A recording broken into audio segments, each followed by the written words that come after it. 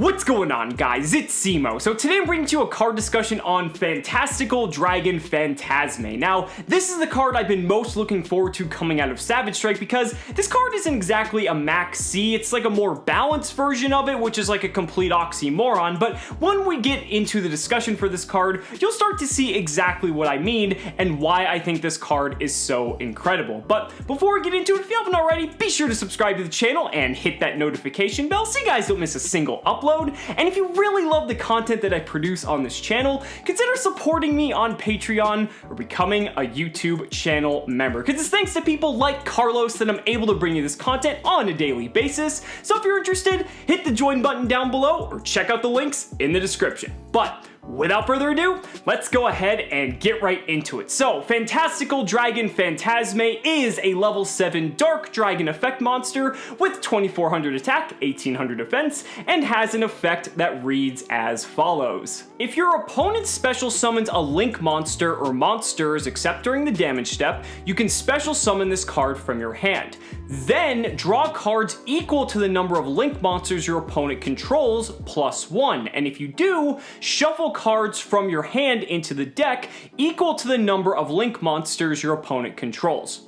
When your opponent activates a card or effect that targets a monster or monsters you control, as a quick effect you can discard one card, negate the activation, and if you do, destroy that card. You can only use each effect of Illusion Dragon Phantazmay once per turn. So this card has so much going for it, I am so excited to talk about it. Now, I think first and foremost, like I said, this card isn't max C. It is a hand trap, but it's not max C, even though it does draw you cards. The best way to describe this is it's kind of like a hand trap version of Saryuja, because you're drawing 4 cards with Saryuja and putting 3 back. And with this card, you're drawing a certain number of cards equal to your opponent's link monsters +1, and then you're shuffling back the same number of cards as they have link monsters. So for instance, if they have 1 link monster, you're going to draw 2 cards, and then you shuffle 1 back, which what makes this card so cool is that it's always going to be a +1 in terms of card advantage. So say for instance you're starting with an opening 5 card hand, if your opponent link summons, you drop the Illusion Dragon, so you still have 5 cards in total, 4 in hand and the dragon on the field. You draw 2, so now you're at 7, and then you put 1 back, that puts you at 6. So this card in a way is kind of like Pot of Greed if your opponent link summons, and I think that's really cool because it's not only just Pot of Greed, you get to pick which cards essentially you want to keep, and then you also get a 2400 body on the field for your troubles. Like, how awesome is that? But it goes way beyond that though, because with Illusion Dragon Phantazmay, what I really love about this card is it allows you to dig for hand traps, which essentially extends the range for the probability that you're going to open a hand trap going second. So let me give you an example.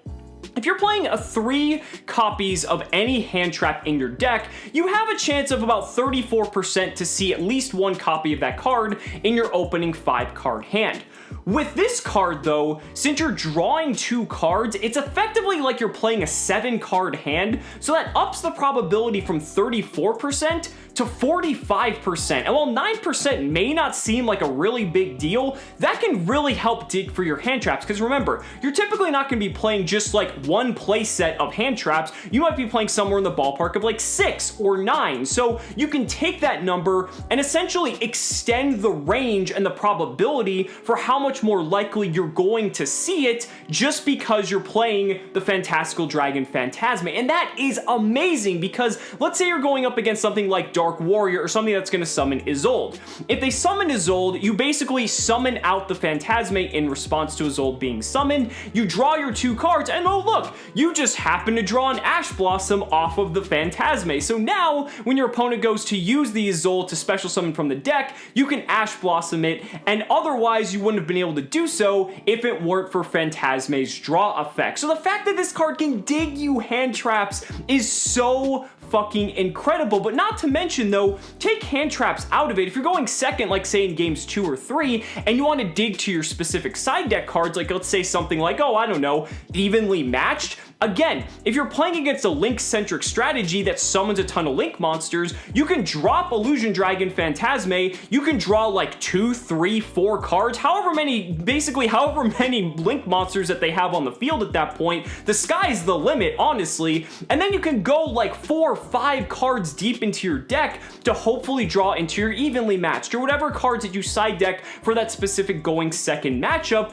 and that is really, really cool. I love the design of this card by just extending the range of how much more frequently you can see cards like your hand traps, like your side deck cards. I just think that's just a very well designed card overall. What's also awesome about Phantazmay is that even if you already opened your hand with a hand trap in addition to Phantazmay, you can still summon it when your opponent Link summons a monster to possibly dig for another hand trap in case you need like an insurance policy against like the Rongo Turbo decks or any of the FTKs that can play through multiple hand traps, or you can dig for combo pieces. The fact that you have the ability to put a card back, it gives you the decision making where you don't have to like discard a card first and then draw. Being able to see all your options and then put a card back on the bottom of your deck gives you that flexibility, and that's what I really love about this card. But I think the other thing I really like about this card too is the secondary effect, because we really can't overlook that because there's so much application here. So the second effect essentially gives you targeting protection. So if you manage to get Phantazmay on the field, well, that's amazing because you've already gone +1, but now your entire board basically has targeting protection, at least for one targeting effect. And sometimes, depending on the type of disruption your opponent has, that one card might just be enough, because if you need to play through something like a Widow Anchor or just any other card that targets, you can just pitch a card, Phantazmay is going to negate it, and you can continue on through your play. So not only does Phantazmay draw you cards, but it's also protection once it's established itself on the field. So this card could easily bait so many forms of negation, and that's just going to allow your other plays to go through much more smoothly. Not to mention, it's a dark, which means it's probably the best attribute in the game just in terms of overall synergy. It just has so many good characteristics that I really love this card's design.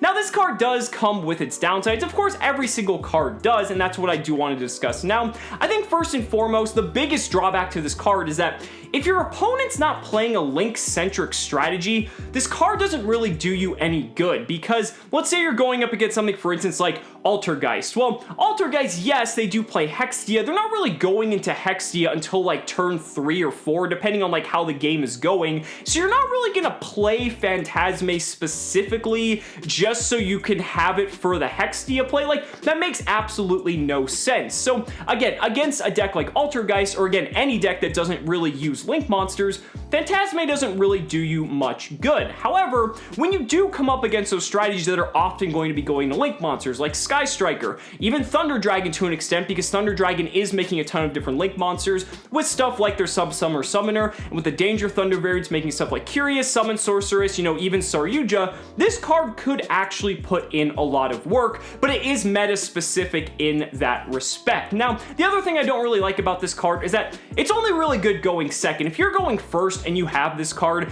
it's really not going to do you much good. You'd be much better off having this be some sort of combo piece, or realistically any other good engine card in your deck, because if you already establish your board, Phantazmay's not really going to do you a lot of good. Now, it's not dependent on you not having any cards on the field, which is nice, so it's kind of like a hand trap in that respect and could potentially dig you more if your opponent's going to just go off and just vomit a bunch of Link monsters onto the field. But I'd rather just have it more so relegated to the side deck for when I know I'm going up against those Link heavy specific matchups where Phantazmay is really going to put in a lot of work. However, even with these couple of downsides, the card is still fantastic. Like I said, it's always going to be a +1. It offers protection for your boards once it hits the field, and you're going to dig deeper for all the cards that you want in your deck that you're going to want to see more of. There's so much upside to this card that it honestly might be my favorite card of the entire set, and honestly, it may become your favorite too. So